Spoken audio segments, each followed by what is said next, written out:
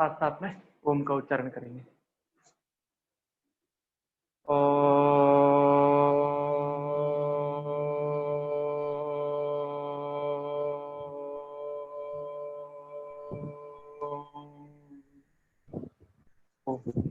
शुरू करते हैं।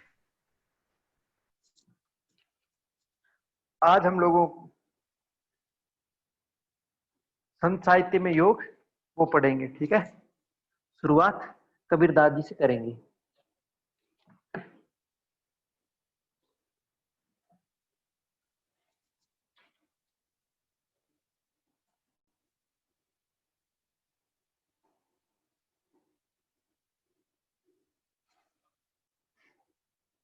कबीरदास जी का जन्म बनारस काशी में हुआ, ठीक है, ज्येष्ठ महीने की पूर्णिमा को। ज्येष्ठ महीने की पूर्णिमा को काशी में संवत 1455 संवत 1455 1398 को इनका जन्म हुआ। इनका जन्म काशी में, और इनका निर्वाण, ठीक है, वो संवत 1551 1494 में मगहर में हुआ। मगहर में हुआ, जो काशी से कुछ एक किलोमीटर दूर है, ठीक है। इनके गुरु का नाम, निर्वाण क्या था सर? शरीर छोड़ने को जो मुक्त हो जाते हैं उनको निर्वाण कहते हैं, मोक्ष, मुक्ति। इसको निर्वाण नहीं, मोक्ष। जो महापुरुष होते हैं उनकी मृत्यु नहीं होती, उनका निर्वाण होता है, ठीक है। गुरु रामानंद स्वामी।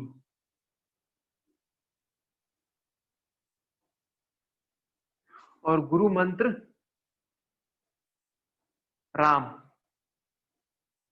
गुरु मंत्र क्या? राम राम गुरु मंत्र। राम शब्द ही गुरु मंत्र, ठीक है।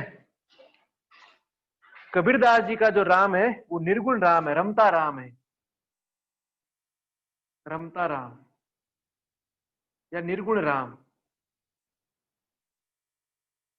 यानी निराकार राम। इनका योग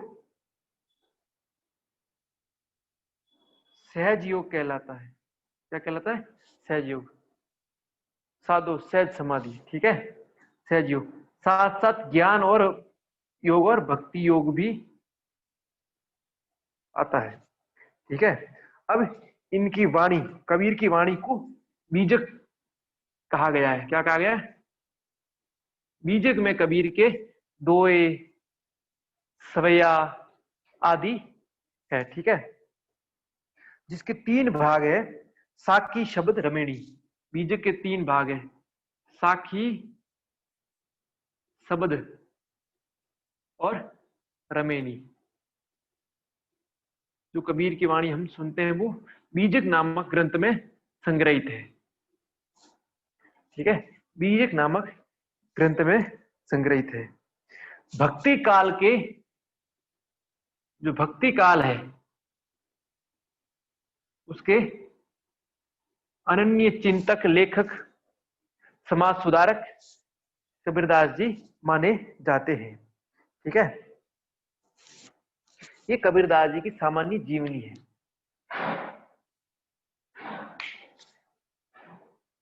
कबीरदास जी का जन्म एक जुल्हा के घर हुआ है, एक जुल्हा, ठीक है, कपड़े बुनने वाले के घर। तो निम्न जाति के माने जाते रामानंद स्वामी उस समय के पूरे भारत के सबसे प्रसिद्ध गुरु।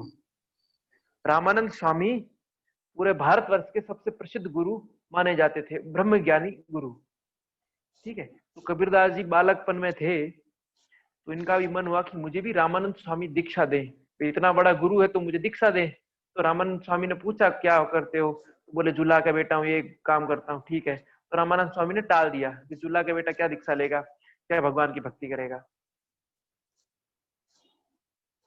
तो कबीरदास जी आ गए, लेकिन कबीरदास जी के मन में था कि रामानंद स्वामी को ही गुरु बनाना है, गुरु तो रामानंद स्वामी को ही बनाना है। तो उन्होंने रामानंद स्वामी के आश्रम के बाहर बैठ गए, उन पे ध्यान रखा क्या करते हैं क्या नहीं करते। तो देखा कि सुबह 4 बजे उठते ही वो गंगा स्नान करने जाते हैं। तो बस देख लिया, एक दिन गए रात्रि में और गंगा के किनारे सीढ़ियों पर लेट गए, देखा कि रामानंद स्वामी आ रहे हैं। ईश्वर का संयोग कहो और उनकी श्रद्धा, कबीरदास जी की श्रद्धा, इनकी श्रद्धा और ईश्वर का संयोग। रामानंद स्वामी आ रहे थे, ये लेटे थे और ये जानबूझकर लेटे कि वो आ रहे हैं। तो बस रामानंद स्वामी का पैर कबीरदास जी के सर पे पड़ा, दूसरी जगह नहीं पड़ा, सीधा सीधा सर पे पड़ा और उन्होंने बोला राम राम राम राम। किसी पैर आ गया ऊपर तो भगवान राम का नाम लिया। तो वहीं से इन्होंने इस मंत्र को राम नाम मंत्र अपना गुरु मंत्र बनाया, इस मंत्र की जप शुरू किया और धीरे धीरे इनके भीतर ज्ञान प्रकट शुरू हुआ। तो ज्ञान प्रकट हुआ तो वो दोहों के रूप में, साखी के रूप में, शब्द के रूप में गाने लगे।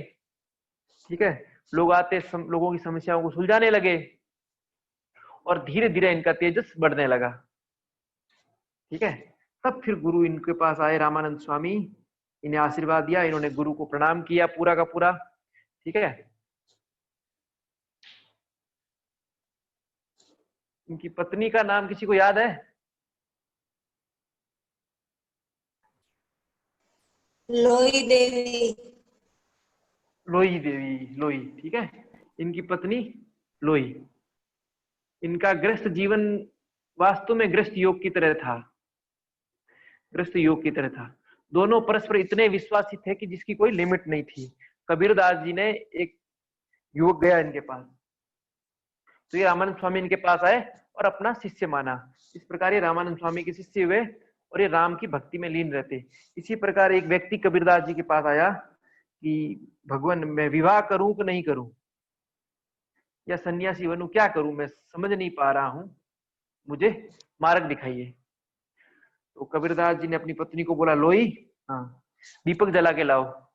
दीपक जला के ले आई। तो लोई, हाँ लालटेन जगा के लाओ। लालटेन जगा के ले आई। ठीक है, फिर लोई, हाँ इनको यहाँ बुझा दो, चले जाओ। वो आई, बुझा दी, चले गए। ठीक, इतना कराया। फिर उसको एक टीले पर लेके गए, गंगा किनारे, उस युवक को गंगा किनारे एक टीले पर लेके गए। वहां एक सन्यासी रहते थे, वहां एक सन्यासी रहते थे। कबीरदास जी ने बुलाया, बाबा इधर आओ। आए और पूछा, बाबा आपका नाम क्या है? तो सुंदरदास। ठीक, चले जाइए। बाबा फिर नीचे गए, कबीरदास जी ने फिर बुलाया, बाबा हाँ इधर आओ। आए, बाबा नाम क्या है? बाबा ने फिर नाम बता दिया। फिर बाबा नीचे चले गए, कबीरदास जी ने फिर बुलाया, बाबा हाँ इधर आओ। बाबा इधर आया, फिर नाम पूछा, फिर चले गए। इस तरह दोनों फिर उस युवक को कहा, ग्रस्त बनो तो ऐसा बनना कि परस्पर विश्वास इतना हो कि दिन में लालटेन दीपक कुछ भी मंगाए ले आओ। और सन्यासी बनो तो ऐसा बनो कि कितनी बार कोई परेशान करे, क्रोध लेश मात्र ना आए। तो इस प्रकार इन्होंने व्यवहारिक शिक्षा दी लोगों को।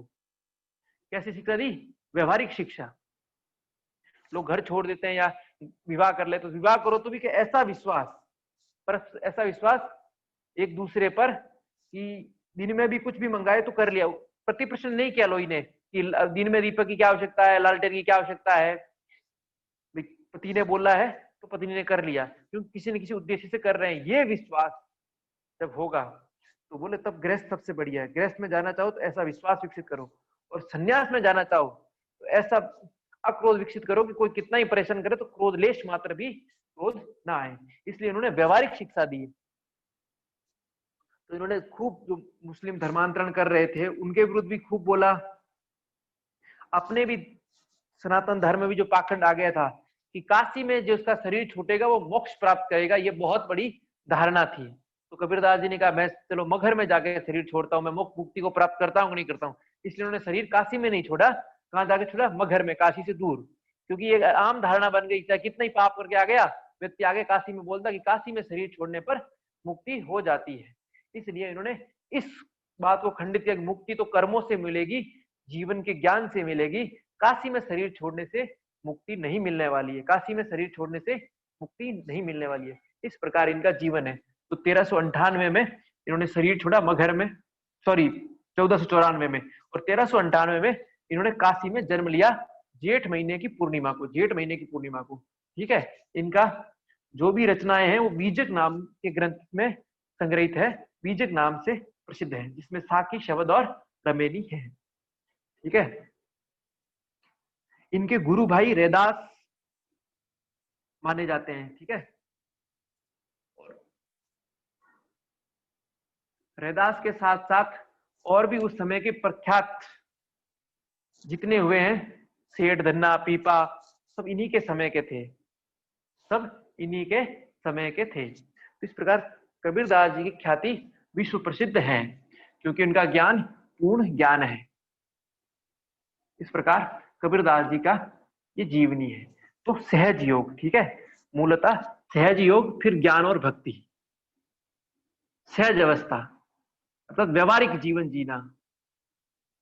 कबीरदास जी का मूल संदेश है व्यवहारिक जीवन जीना, आडंबर रहित जीवन। ठीक है। और जीवन भर जुल्हे का काम करते रहे, जीवन भर जुल्हा का काम करते करते ज्ञान प्राप्त किया, भक्ति प्राप्त की, ईश्वर को प्राप्त किया और लोगों को भी मार्ग दिखाया। ये है कबीरदास जी की जीवनी। सर आजकल जो ये सहज योग होता है, क्या ये उनसे रिलेटेड है क्या ये? ना, ये मार्केट है, ये मार्केट है। योग अभी धन कमाने का मार्केट है, तो वो मार्केट में अपना नाम चला, उसमें कोई बुराई नहीं है, चलने दो, वो भी होना चाहिए, लेकिन वो सहज योग नहीं। सहज मतलब व्यवहारिक जीवन जो है, जीवन में यथार्थ रूप से जियो, उसके अलावा कुछ नहीं। अब अगले हैं तुलसीदास गोस्वामी